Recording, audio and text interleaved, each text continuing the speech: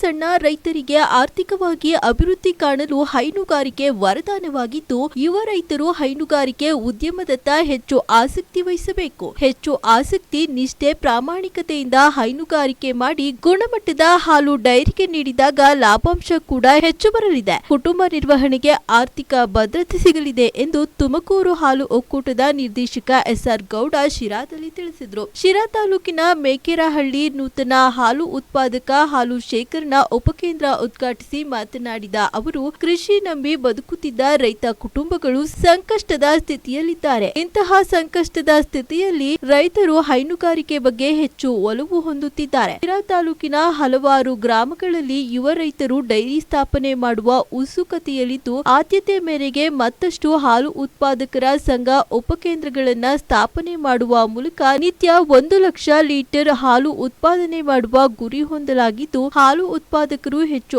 ಆಸಕ್ತಿ ವಹಿಸಬೇಕಿದೆ ಎಂದರು. ಈ ವೇಳೆ ಮಧುಗಿರಿ ವಲಯ ಜಿಲ್ಲಾ ಬಿಜೆಪಿ ಎಸ್ಟಿ ಮೋರ್ಚಾ ಅಧ್ಯಕ್ಷ ಅಂತಪುರ ಮಂಜುನಾಥ್, ಮುಖಂಡ ಮಂಜುನಾಥ್, ಇನಂ ಗೊಲ್ಲಹಳ್ಳಿ ಶಿವಣ್ಣ ಸೇರಿದಂತೆ ಹಾಲು ಉತ್ಪಾದಕರು ಮುಖಂಡರು ಉಪಸ್ಥಿತರಿದ್ದರು.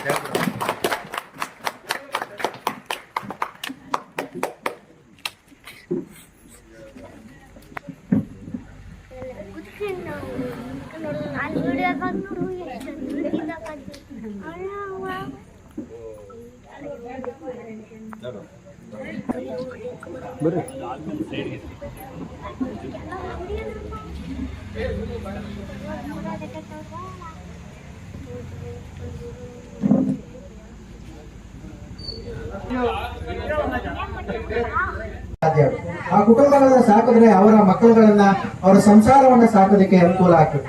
ಇವತ್ತು ಅತ್ಯಂತ ನಾವು ಧೈರ್ಯದಿಂದ ಹೇಳ್ಬೋದು, ಈ ಒಂದು ಹಾಲು ಉತ್ಪಾದಕರ ಸಹಕಾರ ಸಂಘ ನಿಮ್ಮೂರಲ್ಲಿ ಇವತ್ತು 20-21 ಜನ ಹಾಲಾಗ್ತಿದ್ದಾರೆ ಅಂದ್ರೆ ಈ 21 ಜನಕ್ಕೂ ಸಹ ಒಂದು ಆರ್ಥಿಕ ಶಕ್ತಿಯಾಗಿರುತ್ತೆ.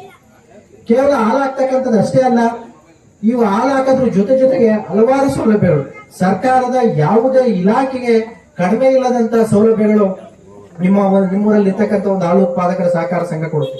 ಹುಡುಗರಿಗೆ ಸ್ಕಾಲರ್ಶಿಪ್ ಕೊಡುವಂತದ್ದು ಇರ್ಬೋದು, SSLC PUC ನಲ್ಲಿ ಅತಿ ಹೆಚ್ಚು ಅಂಕಗಳನ್ನು ತೆಗೆದುಕೊಂಡಂತವ್ರಿಗೆ ಸ್ಕಾಲರ್ಶಿಪ್ ಕೊಡುವಂತದ್ದು ಇರ್ಬೋದು, ಇಂಜಿನಿಯರಿಂಗ್ ಓದಂತವ್ರಿಗೆ ಸ್ಕಾಲರ್ಶಿಪ್ ಕೊಡುವಂತದ್ದು ಇರ್ಬೋದು, MBBS ಓದಂತವ್ರಿಗೆ ಸ್ಕಾಲರ್ಶಿಪ್ ಕೊಡುವಂತದ್ದು ಇರ್ಬೋದು, ವಿದ್ಯಾರ್ಥಿಗಳಿಗೆ ಉನ್ನತ ಶಿಕ್ಷಣಕ್ಕೆ ಹಾಸ್ಟೆಲ್ ಅನ್ನ ಕೊಡುವಂತದ್ದು ಇರ್ಬೋದು.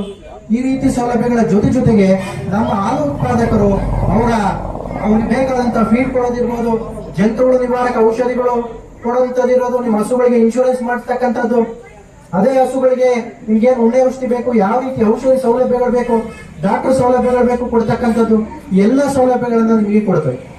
ಅದ್ರ ಜೊತೆಗೆ ನಮ್ಮ ಹಾಲು ಉತ್ಪಾದಕರುಗಳ ಮಕ್ಕಳುಗಳು ಮತ್ತೆ ಹಾಲು ಉತ್ಪಾದಕರ ಕುಟುಂಬ ಬೇಗನೆ ಸಹಕಾರದಕ್ಕೆ ಏನ್ ಬೇಕೋ ಪೂರ್ಣವಾಗಿ ಕೊಡ್ತೀವಿ. ಅದನ್ನ ಮಾಡ್ಕೊಂಬಂತ ವ್ಯವಸ್ಥೆನ ನೀವು ಮಾಡ್ಕೊಳ್ಳಿ. ಒಂದು ಆರ್ಥಿಕವಾಗಿ ಶಕ್ತಿಯನ್ನ ಕೊಡ್ತಕ್ಕಂಥದ್ದು. ಈಗ ನಮ್ಮಲ್ಲಿ ಬಹಳಷ್ಟು ಹಾಲು ಉತ್ಪಾದಕ ಸಹಕಾರ ಸಂಘಗಳು ಈಗಾಗಲೇ ತಾಲೂಕಿನಲ್ಲಿ ಸುಮಾರು 130 ಸಂಘಗಳು ಕೆಲಸ ಮಾಡ್ತಾ ಇದೆ.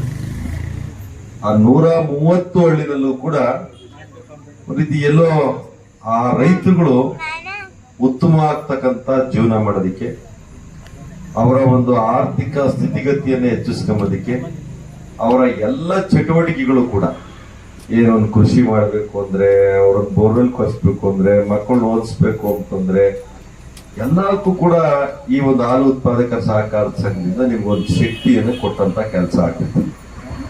ಯಾಕಂದ್ರೆ ಈಗ ಪ್ರತಿದಿನ ಒಂದೊಂದು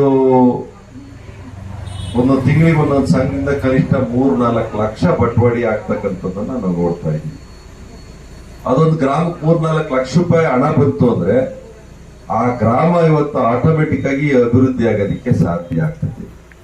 ಆ ಯಾರು ಹಾಲಿನ ಉತ್ಪಾದನೆ ತೊಡಗಿರ್ತಕ್ಕಂತ ರೈತರು ನೆಮ್ಮದಿಯಿಂದ ಜೀವನ ಮಾಡೋದಕ್ಕೆ ಅವರ ಎಲ್ಲ ಕಾರ್ಯಗಳು ಕೂಡ ನಡೆಯೋದಿಕ್ಕೆ ಇವತ್ತು ಸಾಧ್ಯ ಆಗ್ತದೆ.